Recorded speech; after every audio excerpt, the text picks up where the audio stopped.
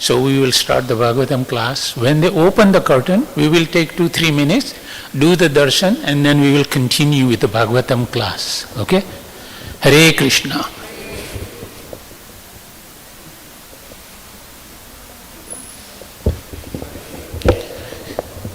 So for the darshan, you are in charge. How you are doing it?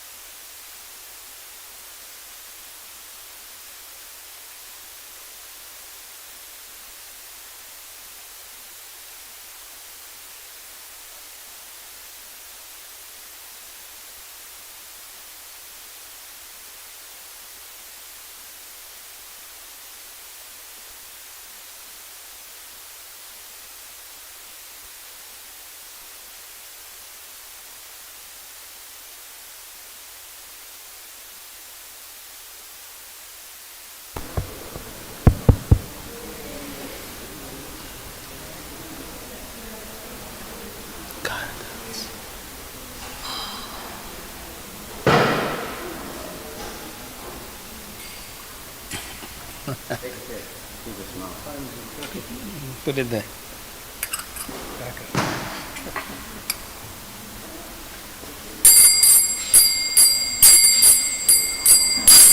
Jaya Radha Madhava Kunja Bihari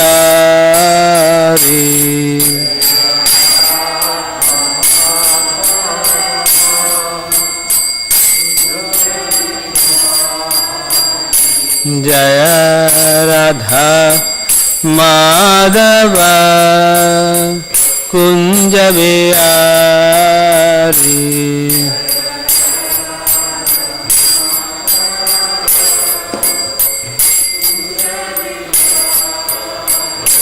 Jaya Gopi Jana Vallabha Girivaradari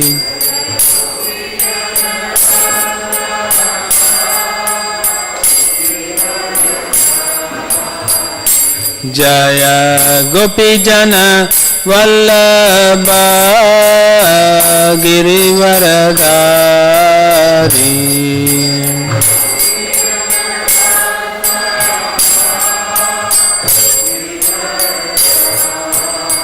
Yashodanandana Brajajana Ranjana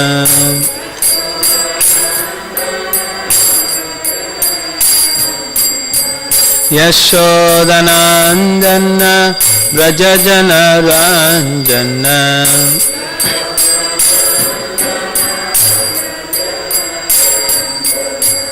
Yamuna Tira Vanachari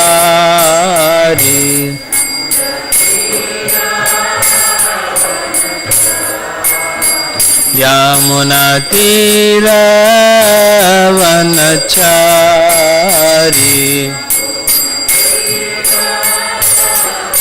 They will not be ready until 8:30. Jaya Radha Madhava Kunja Bihari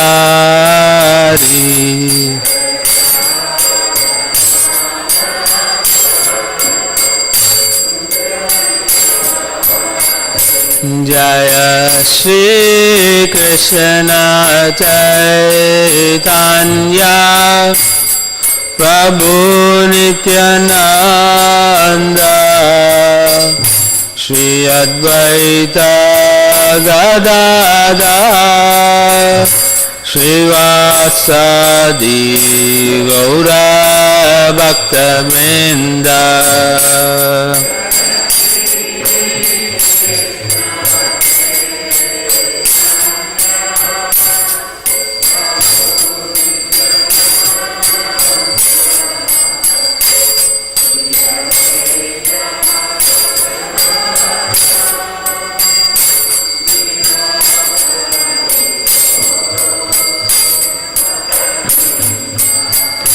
Jaya Shri Krishna Chaitanya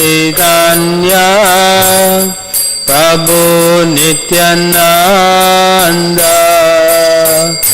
Shri Advaita Gadadhar Srivasadi Gaura Bhaktamrinda.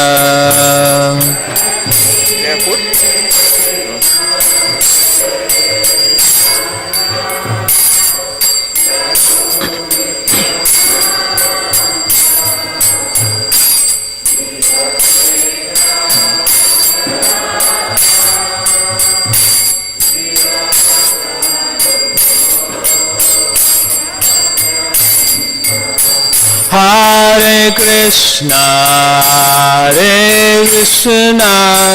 Krishna Krishna, Hare Hare, Hare Rama,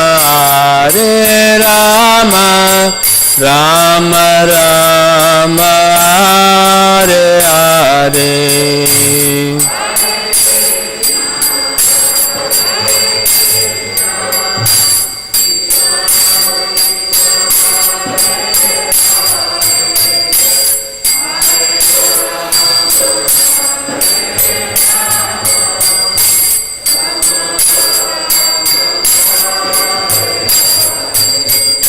Hare Krishna, Krishna Krishna, Hare Hare, Hare Rama, Rama Rama, Hare Hare. They will open the curtain when the class is 8:35.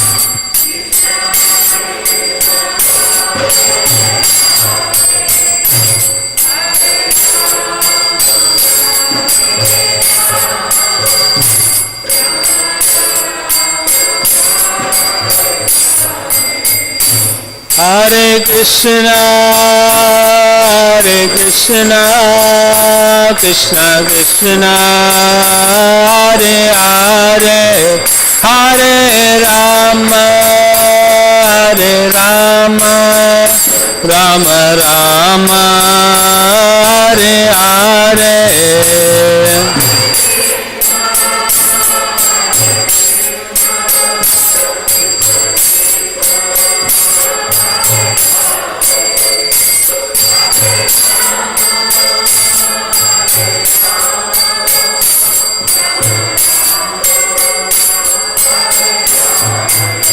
Jaya Prabhupada, Jaya Prabhupada, Jaya Prabhupada, Jaya Prabhupada.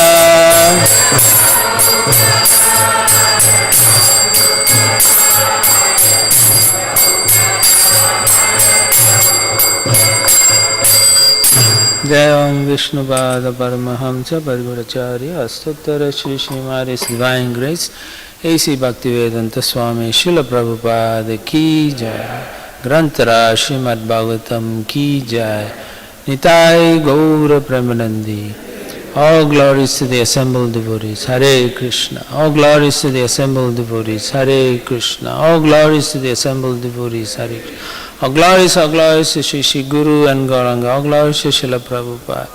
Namo Vishnupadaya Krishna Prasthabhutale Srimati Tamal Krishna Goswamiti Namane. Namo Vishnupadaya Krishna Prasthabhutale Srimati Bhaktivedanta Swamiti Namane.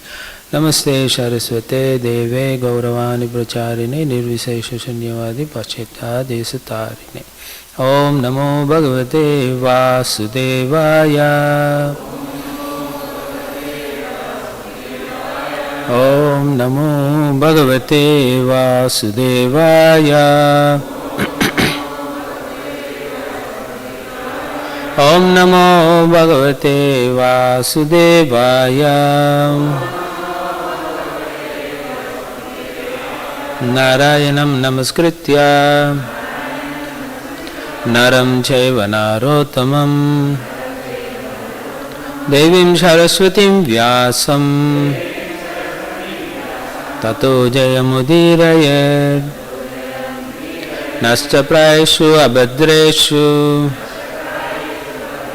Nityam Bhagavata Sevaya Bhagavate Uttama Shloke Bhaktir Bhaviti Naistiki. Hare Krishna. Today is Chandan Yatra in Houston, Texas. Our deities have been nicely decorated.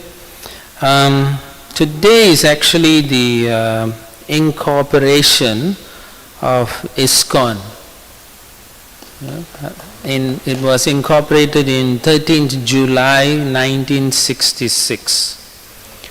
So in the article it's written, in witness whereof we have made, subscribed and acknowledged this certificate of incorporation this 13th day of July 1966.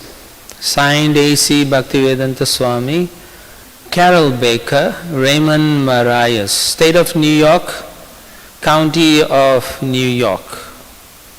On the 13th day of July 1966, before me personally came A.C. Bhaktivedanta Swami, Raymond Marias and Carol Baker, to me known and known to me to be the individuals described in and who executed the foregoing certificate of incorporation, and they severally acknowledged to me that they severally executed the same. So a lot of legal stuff here. So anyway, it's a very auspicious day and also very nice that we are doing Chandan Yatra for our deities. I was told several times that they are still putting the Chandan on, and in terms of Chandan Yatra, if you all remember, Madhavendra Puri was actually very advanced Vaishnava who was told by Gopal Raj in Vrindavan that he felt so hot, it was summer, so hot, very uncomfortable. So the deity told Madhavendra Puri, bring me some chandan so that I will feel very nice and cool. So obviously Madhavendra Puri, out of devotion for Gopal Raj, if your Guru Maharaj says, go to Russia and get me this water from a particular place, I don't know how many devotees will really go into, take the task seriously. Or maybe go to the Amazon forest and look for the lost some miracle tree or herbs in the middle of the Amazon. How many of us would really go like that? So Madhavendra Puri actually went. He went to the region Malaya, right, to get the sandalwood. But on his way at Shir Shore deity, where's that? Remuna, right? Yeah. In Remuna, there when he was there, the deities, Gopal Raj appeared again and told him, actually if you put the chandan on this deity here, I'll be okay. I'll feel the same. I'll feel cool. So now they are waiting for more chandan from Madhavendra Puri, so that they can apply and finish. I mean the mood is like that, they are on the altar like that, waiting for Madhavendra Puri like that. So Nilamadhava is like that. Alright, today's verse is 16th, but we'll chant 13, 14, 15 and then we can chant together. I'll chant 13, 14 and 15th verse. Vayanarita gandhabhu salilatvaya kalpate salilam tadrita rasam jyotishvayopakalpate. Deprived of its quality of aroma by the wind, the element earth is transformed into water, and water deprived of its taste by that same wind is merged into fire. The short purport here. Srimad Bhagavatam gives several descriptions of the material creation by which air is expanded from ether, fire from air, water from fire, and earth from water. Now, in the reverse order, the creation is wound up. Thus, earth merges back into the water from which it came, and water similarly merges into fire. Text 14. Ritarupam tu tamasa vayo jyoti praliyate ritasparsho vakasena vayunavasi liyate kalatmana rita gunam naba atmani liyate. Fire, deprived of its form by darkness, dissolves into the element air. When the air loses its quality of touch by the influence of space, the air merges into that space. When space is deprived of its intangible quality by the Supreme Soul in the form of time, space merges into false ego in the mode of ignorance. Now the space here means ether, in case you are wondering. Sometimes ether and space is used interchangeably in our Bhagavatam. Text 15. Indriyani manobuddhi sahavaikharikair nirpa pravishantihi ahankaram swagunairaham atmani. My dear king, the material senses and intelligence merge into false ego in the mode of passion from which they arose, and the mind along with the demigods merges into false ego in the mode of goodness.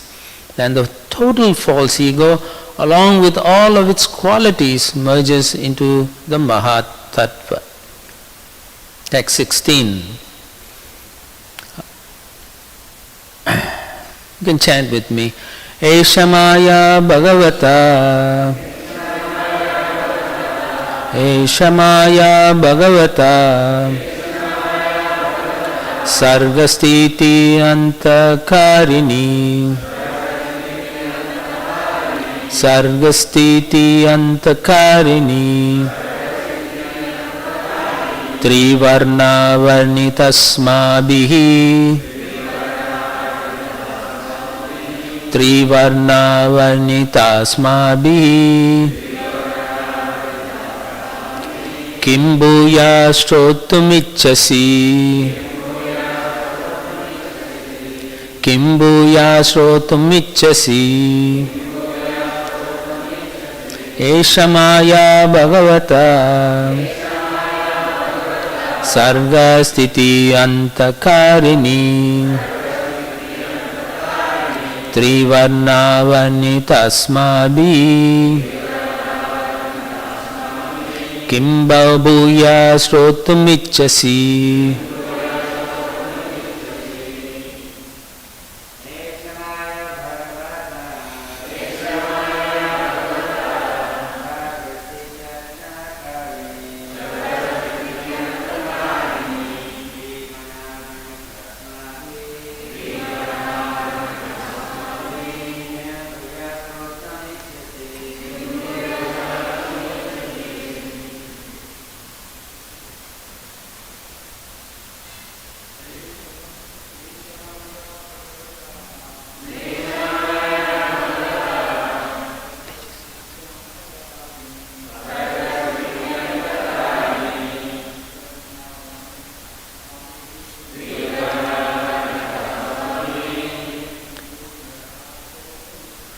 Kimbuya Shrotumichasi. Matajis. Eshamaya Bhagavata Sarga Stiti Antakarini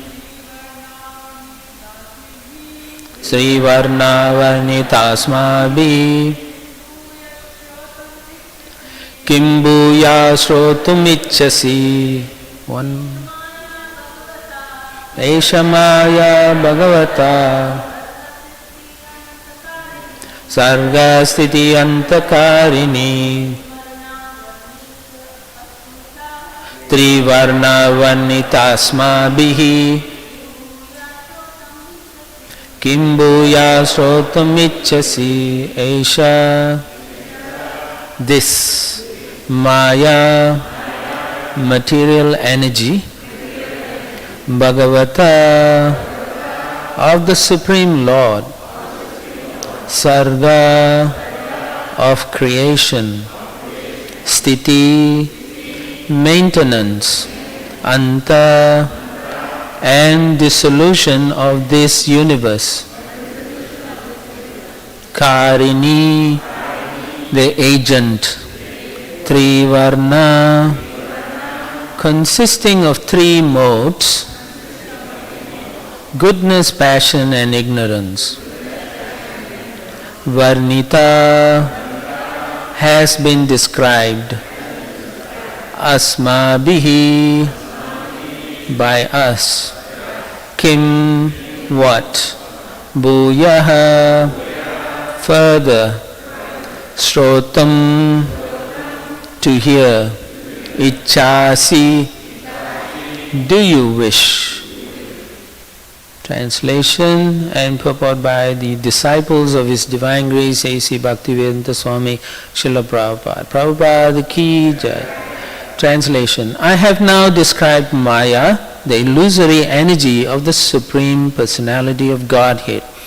This illusory potency consisting of the three modes of material nature is empowered by the Lord for the creation, maintenance and annihilation of the material universe. Now, what more do you wish to hear?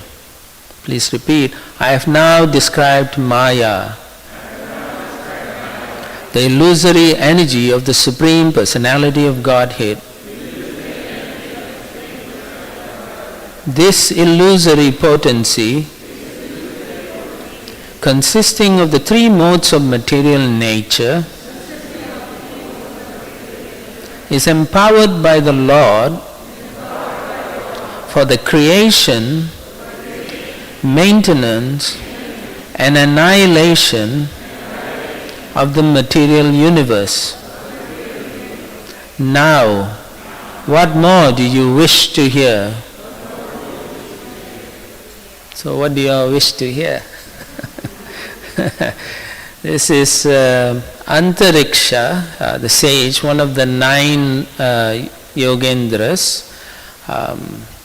It goes back to the way this discussion flows. It goes back to Vasudeva asking Narada Muni in Dwaraka. He has realized the time has come for Krishna to leave, so he's worried. And his worry is, I didn't do the devotion, I didn't offer proper devotion to Krishna. I wanted him as my son, but I didn't worship him as the Supreme Lord. So he was feeling a lot of distress there. So then he approaches Narada and asks, what should I do? So then Narada then explains to him about this Nava Yogendras asked similar question by King Nimi. And so this is the third question that King Nimi asked. What is this question?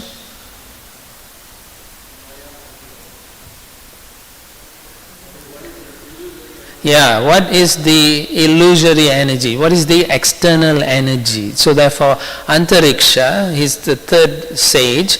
So each sage will answer one question. So there's going to be 9 questions, so you all should know by now. So this is the third question. And the question is, what is the external energy? And so you can see from verses 3 to 16, he answers all of that. Now, if you really want to know about the illusory energy, then you have to read the third canto, the second canto, portions of the 5th canto, 6th canto. So it's all over the place, but it's in detail in 2nd and 3rd canto if you really want to study it. And it's very much detailed. And you'll find that a lot of this discussion is technical in nature.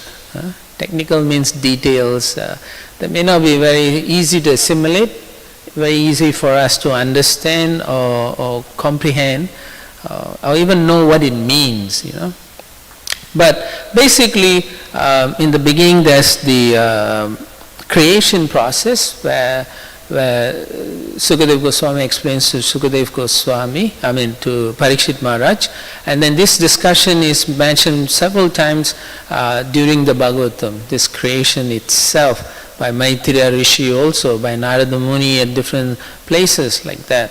So you find that how this creation is done. For example, originally when the creation has to begin, there must be a purpose, and that purpose comes from all of us. We have a desire, so we want to enjoy, we want to live.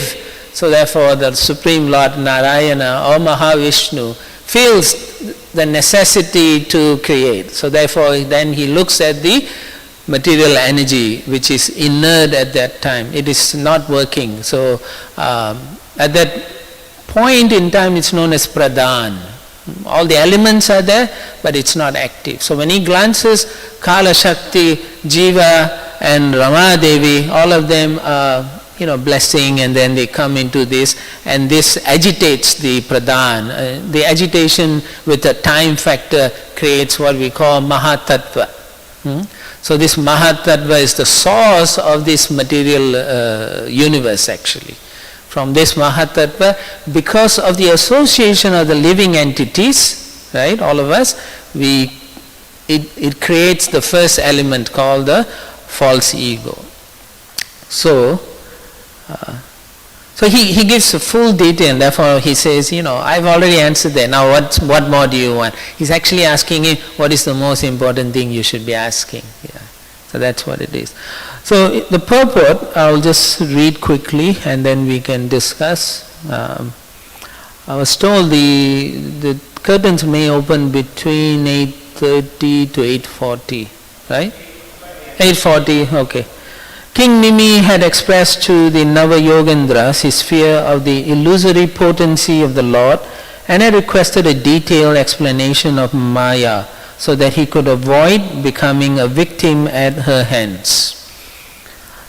Now Sri Antariksha, having described the illusory potency, is suggesting that the king inquire about the means to become totally free of Maya's influence. So that's the reason he's saying, what more you ask, what more, what other questions you want to hear about.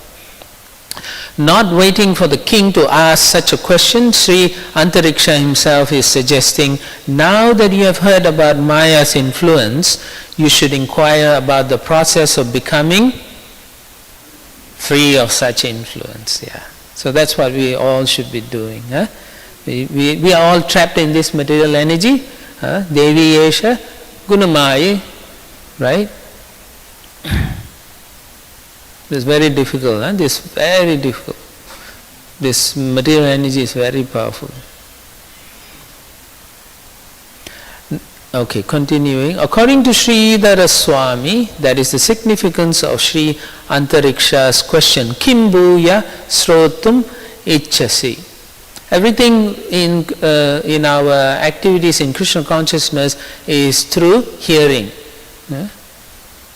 Hearing, Shrotum. So here, even when Krishna tells Arjuna in Bhagavad Gita, he says, Tachranu. So hear carefully. Very important. So our process in developing proper understanding and knowledge begins with hearing. Yeah. Now sometimes you hear, but you cannot. Okay, all right. You try to hear, but you don't listen. Okay. What I was trying to say, sometimes you hear, but you don't understand. Okay. So this is those kind of knowledge, this technical knowledge. You're trying to hear, but it's confusing. It's very difficult. It's not something that like, the apple is red, if you bite on it, it's crunchy and sweet. You can relate to that. But here, when you talk about Mahatattva merging with the air element and so on, it doesn't ring any bells, or whistles for that matter. But it doesn't make sense. It's very difficult. It's so much technical information that our intellect, our ability to understand some of these things is not easy. And we shouldn't feel bad about it. It's not easy. It's not at all meaningful sometimes. So don't worry about it. In India, when Prabhupada first took some of his disciples, he was giving classes in Hindi. So in one of the Pandal program, my Guru Maharaj said that Prabhupada was speaking in Hindi. Many of the disciples were like not sure what to do, so they kept looking around at things. Then Prabhupada looked at them and said, "You should pay attention. Say, listen to me. You may not understand, but this vibration, this sound vibration is so potent. It is so potent that it will liberate you, it will purify you." Mukam karati vachalam pangum langeyitum girim yat kripatamam vande Shri Gurum dinataranam. Because of the spiritual master's mercy, you will understand. The knowledge will be revealed. He is the external manifestation of the Chaitya Guru. Therefore, if he blesses you, the Chaitya Guru will allow you to understand this knowledge. We don't really have to know so many technical information. Now, if you really wish to know, sure, you can hear from many nice devotees in Iskcon who are very technically and scientifically minded, and you listen to them and they can give you nice understanding of this creation process and so on. The following is a summary of Srila Bhaktisiddhanta Saraswati Thakur's explanation of the process of annihilation described in the previous verses. Vasudeva, the Supreme Personality of Godhead, is the presiding deity of consciousness, which becomes manifest within the Mahat Tattva. By further transformations of the Mahat Tattva, the threefold false ego appears as follows. Now he's talking about creation here, this description. It's not annihilation, okay? From Vaikarika, this is the first false ego, three types of false ego. From Vaikarika false ego, in the mode of goodness, appears the 11th sense, the mind, whose presiding deity is Aniruddha. Now what is the mind used for? Accepting, rejecting and maintaining, thinking about it, meditating, stuff like that. So therefore you have to be in the mode of goodness to meditate and so on, like that. Number 2, from Taijasa, false ego, in the mode of passion comes intelligence, whose presiding deity is Pradyumna, and the 5 working senses and 5 knowledge acquiring senses with their various presiding deities. So why is the mode of passion in false ego creating intelligence? Because it is active, right? When you look for knowledge, you actively study things, compare, and analyze things like that. So you need to have a bit of passion. So that's why intelligence comes from the mode of passion. Number 3, from false ego in the mode of ignorance arises the subtle form of sound, and from that sound or shabda, all the material elements gradually become manifest, beginning with ether and the sense of hearing. The presiding deity of these 3 divisions of false ego is Shankarshan. So the Vaikarika, Taijasa and the false ego in the Shabda, all these, the presiding deity overall is Shankarshan. Now in the creation, the Shirodakasha Vishnu, who is the Paramatma, So he expands into these personalities, Vasudeva, Sankarshan, Pradyumna, Aniruddha, within the Mahatattva also. So if you read Srila Prabhupada explains everything like that. This description is taken from chapter 26 of the third canto of Srimad Bhagavatam, verses 21, 27, 28, 30, 31, 32 and 35. So if you want to know more in that, please go ahead and try to read those sections of the Bhagavatam. It's not easy though. It's not easy. I remember, I've been reading Bhagavatam like almost 35, for almost 40 years actually, and still I don't understand it. And still I will sometimes, skip over such areas because it's not that easy. But still I will read also, because by reading you are associating with Krishna, because these are all his energies, and also these are topics in the Srimad Bhagavatam. There are 10 topics. Sarga, which is creation, Visarga, secondary creation, and secondary creation is handled by Lord Brahma. Sarga is handled by Narayana, Mahavishnu. He actually creates all the elements up to Mahatattva, and then when the formation of false ego, the demigods and all are centered, and then Brahma takes charge, the secondary creation. Brahma then combines the elements to create planetary systems, upper, middle and lower planet. 14 planetary systems he creates. He goes into the lotus stem and he expands the universe vertically and horizontally.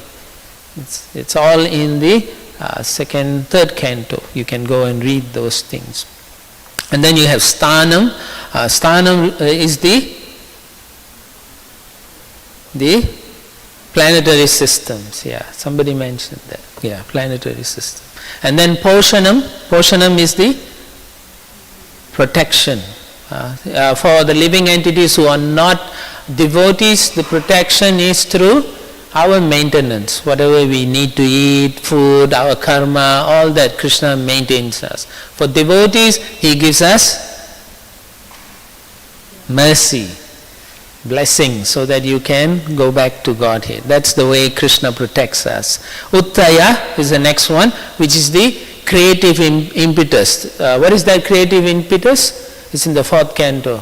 The desire to work, karma. I want to get this. I want money. I want this. I want everything. Right? So many things I want. We work so hard for so many things. And then after Uttaya you have the Manvantaras. That means the different Manus. Okay, or the avatars that become Manus also. And then after that is Isha Anukata. Isha is Krishna.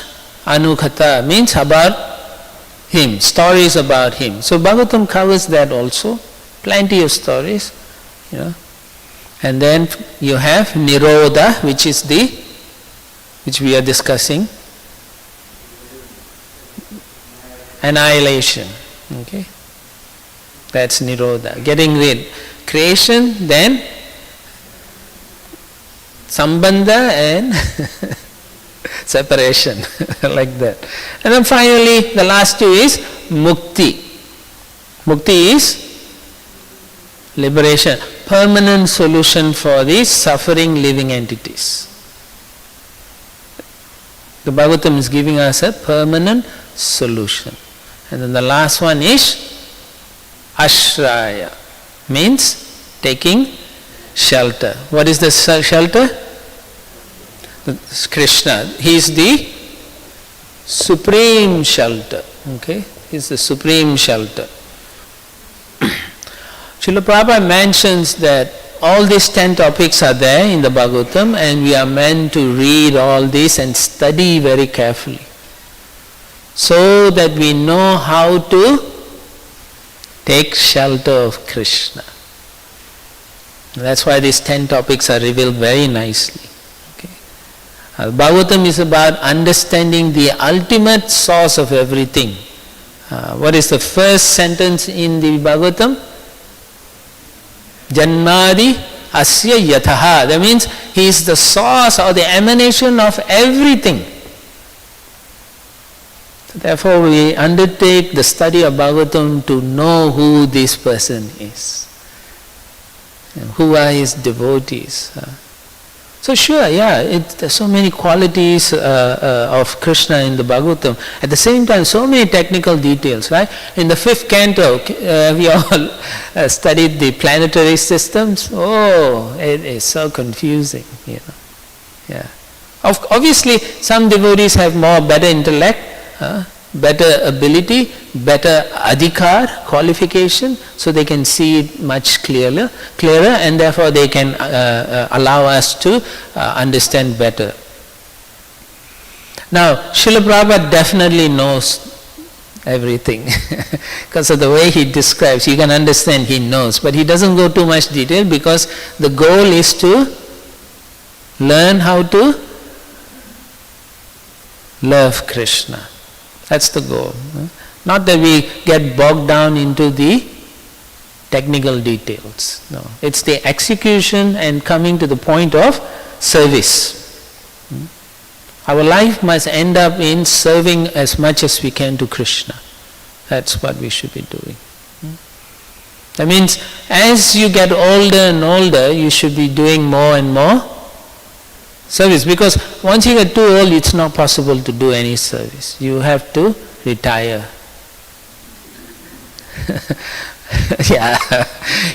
When you are a baby, when the baby is there, right? When the baby is around 10 months or what, the baby wants to walk.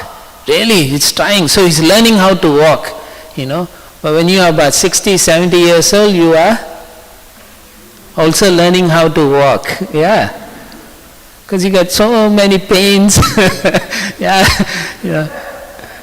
Krishna Kripa was saying the other day he has 3 legs now because he's using a walker now, a stick. So that's how it is, right? We learn to talk, we learn to do, we learn how to make money, we learn to do so many things. As we get old, now in your 60s and 70s, you have to pay bills again, right? Medicare and so on. So you're still doing the same foolish things, So the constant thing within this material world is you are always going to be suffering. But these questions by King Nimi and the answers by the Nava-Yogindras are awakening us to actually focus.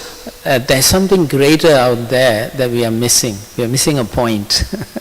So you should need to focus on that. So continuing, the Supreme Personality of Godhead's external potency, Maya, causes the birth, maintenance and destruction of the material world. She is 3-colored, red, white and black. In her red feature, the material nature is created. So therefore, red is mode of passion. In white, it endures. White is mode of goodness. And in black, it is annihilated. Black is ignorance. Excellent. You all got your marks. The Mahat Tattva arises from this Maya, and from the Mahat Tattva come the 3 varieties of false ego mentioned above.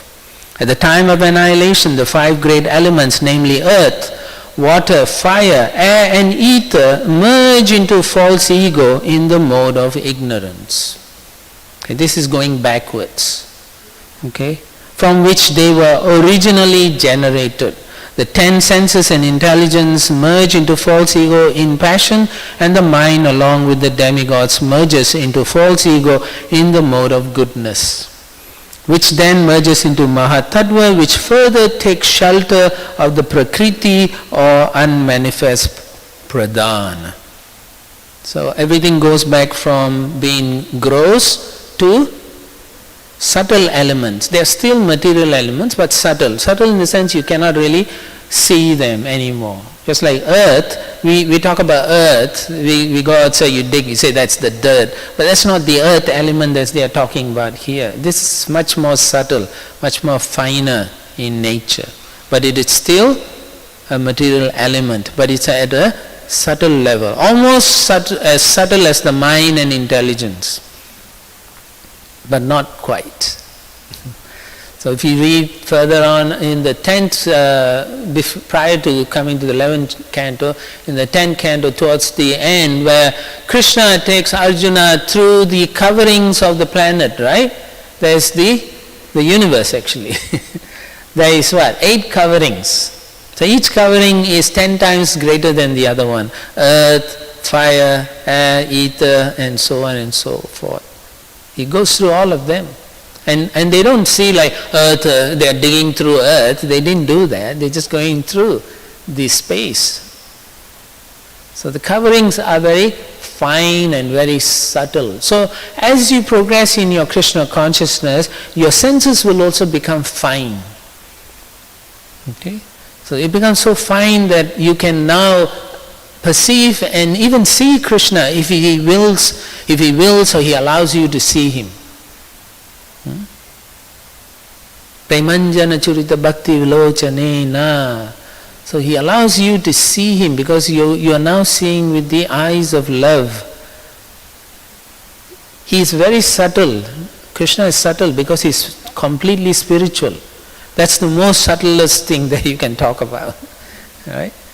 So as you become more and more devotional, as you try to understand and hear such topics, not saying I don't want to hear, but let me try to understand what I can, hear such topics of creation and destruction, you will then appreciate Krishna. Why? He's the source of everything. You'll then appreciate his magnanimity in giving us a residence within this material universe. At the time of annihilation, the 5 great elements, they are also known as Pancha Bhuta, namely earth, water, fire, air and ether, merge into false ego in the mode of ignorance, which I think I read that, right? Yeah. As described above, each of the gross elements is wound up when its distinguishing quality is removed. Okay, each element has a distinguishing quality. Okay, so what is earth, the element earth, what is the distinguishing quality? Anyone? Fragrance. So if you take away fragrance, it becomes what is before earth? Water. Okay, so if you take, what is water? What is the quality in water? Not tongue, taste. Without water, you cannot taste. If you have a dry tongue, you cannot taste. Try it, you'll choke. Right? So you take away the element of taste, then water becomes fire. And what is the distinguishing quality in fire? Form, you can see. Fire element is in your eyes, therefore you can see things. So you take away fire, then what does it become? Air. So what is the distinguishing quality of air? Yes, blow yourself. You can feel it. So that's because you have the air element. So you take that away, then air becomes ether or space. So what is the quality in space? Sound. You know, when I was a little boy, my mom said, take the conch shell and put it in your ear and you'll hear ether. So I'll put, and there's sound, shoo, like that. So the sound element is in ether. That is the beginning of creation. So creation starts with the sound. And then the material universe is manifested like that. So this can be understood as follows. In space or ether, there is quality of sound. In air, there are qualities of sound and touch. In fire, there are sound, touch and form. In water, there are sound, touch, form and taste. When they all exist together, then it's earth or water, like that. Okay? And in earth, there are sound, touch, form, taste and aroma. Therefore, from ether down to earth, each element is distinguished by the addition of its own unique quality called guna visesham. When that quality is removed, an element becomes non-different from its previous element and thus merges into it. For example, when great winds take aroma away from earth, this wind, great winds are actually another potency of the Lord, Vayu potency, and it takes away the aroma from earth. Earth contains only sound, touch, form and taste, and thus becomes non-different from water into which it merges. Similarly, when water loses its rasa or taste, it contains only sound, touch and form, thus becoming non-different from fire, which also contains those three qualities. So the wind takes away aroma to merge earth into water and takes away taste to merge water into fire. Then when the universal darkness removes form from fire, fire merges into air. Now this darkness is within this material world. It is not self-effulgence like the spiritual world. Okay? Here there's no source of light. So when the Lord removes that, then darkness comes in. Okay? Then fire remains. Fire then merges into air when merges into air. Space then removes the sense of touch from air, and air merges into space. The Supreme Personality of Godhead as the time element, Kala Shakti, removes sound from space, and space then merges into the false ego in the mode of ignorance from which it arose. Right? Well, how did the false ego come about? Because of all of us, we want to enjoy separately. So when we come into the material energy, the Mahatat, we combine with the Pradhan, it generates false ego. Okay? Because we want to enjoy separately from Krishna. Finally, false egos merge into Mahatattva, which is merged into the unmanifested Pradhana, and thus the universe is annihilated. That means everything goes back into the elemental stage, and the living entities, where do they go? They go back into Mahavishnu, and the Mahavishnu is just sleeping again.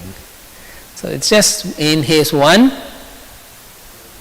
breath, just one breath. We breathe like I don't know how many thousands of times, 100,000 times in your lifetime or something like that, or more. But the Lord just one breath, creation, another breath, finish. But we go through how long? A day, the life of Brahma is 311 trillion years and 40 billion. Yeah, 311, 40 billion years. So long, just one breath. One single breath of the Supreme Personality of Godhead. So you may be thinking, as I mentioned earlier, some of you, well, this is still too technical. It may not be what I want to hear. It's not that great. But let me read something. It's very interesting. I can't understand, so I don't want to read. I was going to read from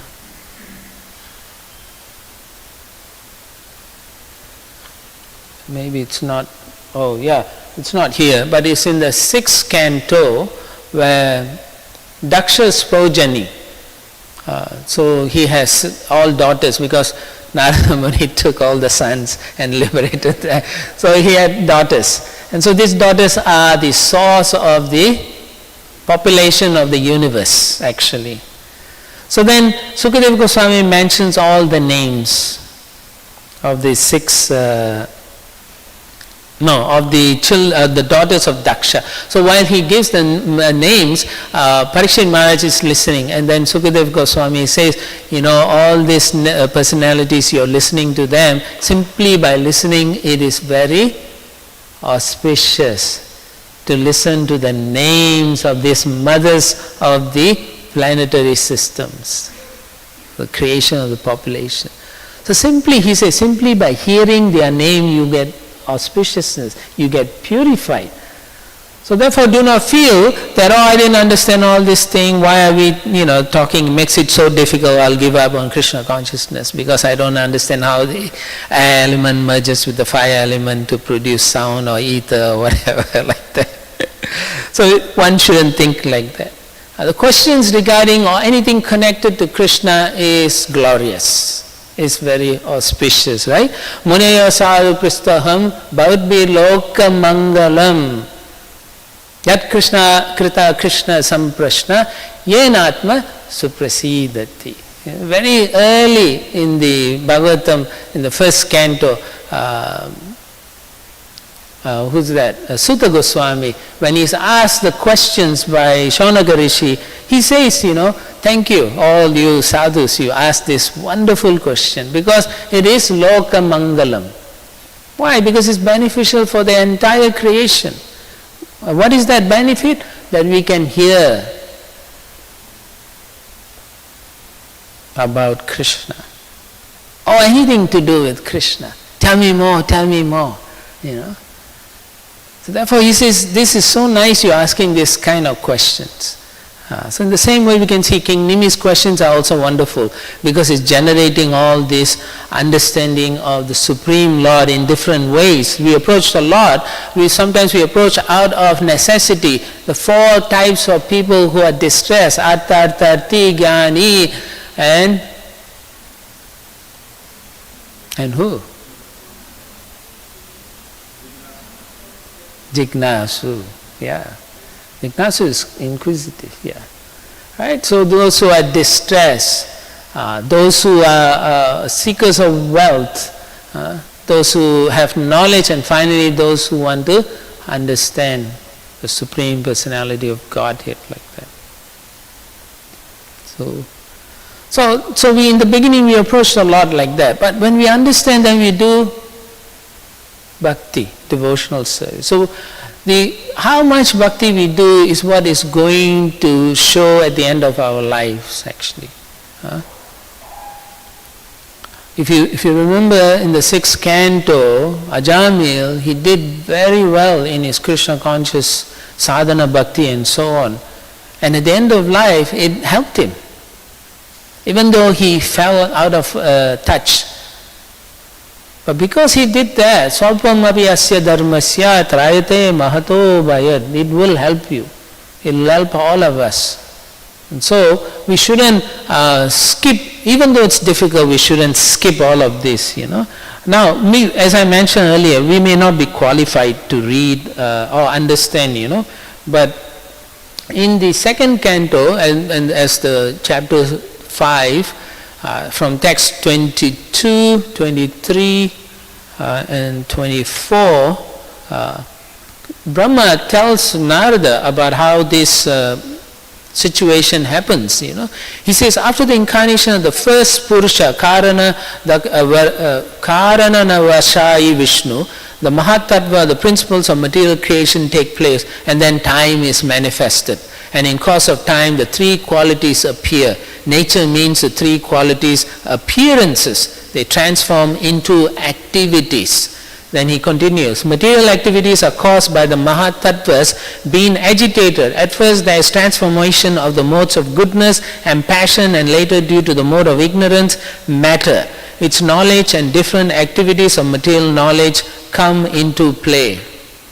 And finally he says, the self-centered materialistic ego thus been transformed into 3 features, becomes known as the modes of goodness, passion and ignorance in 3 divisions, namely the powers that evolve matter, knowledge of material creations, and the intelligence that guides such materialistic activities. Narada, you are quite competent to understand this. For all of us, so that's why I say, just listen to your spiritual masters or to Srila Prabhupada talking this thing, or even just read occasionally. Don't skip it, because it is purifying and it actually makes you advanced. Like I was mentioning, right, 40 years ago when I first studied Bhagavad Gita, I could not understand many things. After many years I would go back and then I say,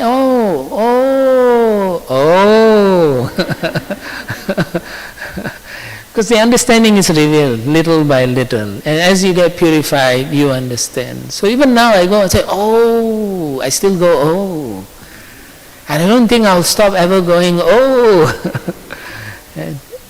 and so I'll stop here, and if there's comments, questions, or even chastisement, please feel free to do so.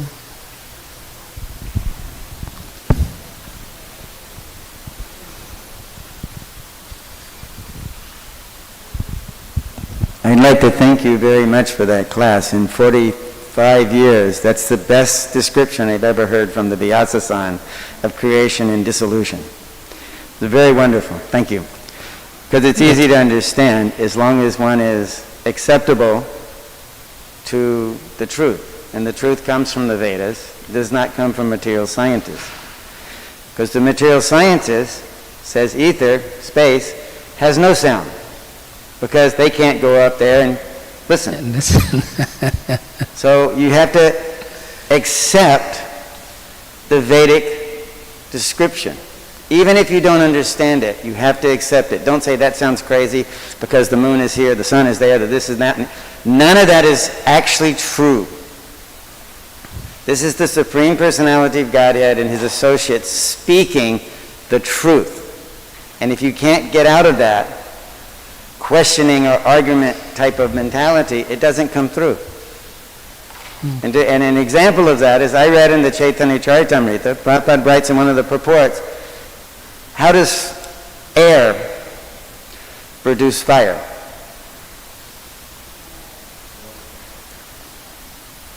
Can anyone say? Form. Did anyone hear the lightning and thunder of 2 days ago? That is fire. It's electricity. And it produced itself out of the air. It actually is simple as the Bhagavatam describes it. We just have to have a willingness to accept it. Thank you. Okay? Thank you very much.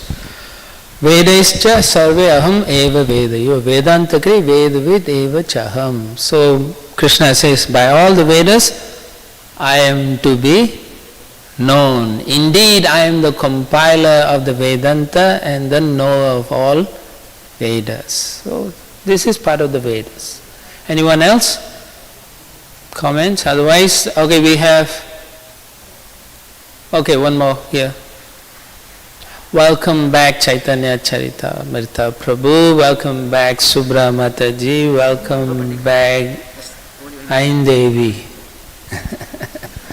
The three of them have been gone for a while. I agree with Krishna Karuna, or Krishna Kripa about Krishna your Karuna. class is very nice, very good elaboration. What caught my attention is the order of operations, how things proceed and follow. And the mind precedes the intelligence. And that's kind of, because intelligence is really what controls the mind, but it follows afterwards. And then the connection to the soul is from intelligence to the soul. It's kind of a unique arrangement when we talk about over our heads. Well, Yes. our mind is one position, our intelligence at another. It's like we have to get that intelligence, which is subtler than the mind, engaged so it's not bewildered. Yes, so intelligence is meant to control the mind. So the way you purify the intelligence is to reading Shastra. And then by reading Shastra, the mind becomes peaceful. Okay, so with that, I think the Madhavendra Puri has brought all the Chandan, and Neela Madhava is so happy, and so we will have darshan now. Yeah, thank you. Jai. Thank you. Please. Srila Prabhupada just a ki second. Jai. Gaura Brahmanandi. We are going to start the kirtan, and as soon as we start the kirtan, then they will open the curtain. Patita Pavan Prabhu, you want to lead the kirtan? Somebody play the mridanga.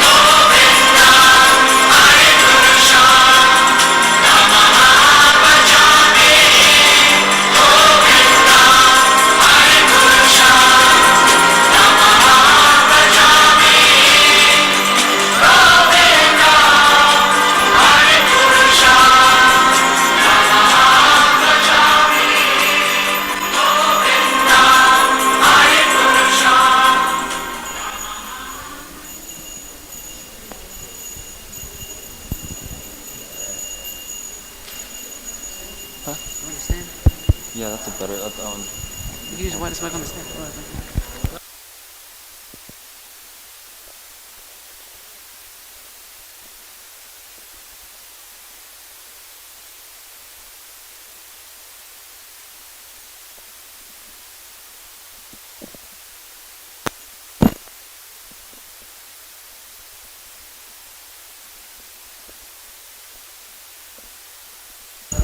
we need some instruments. People going to play instruments?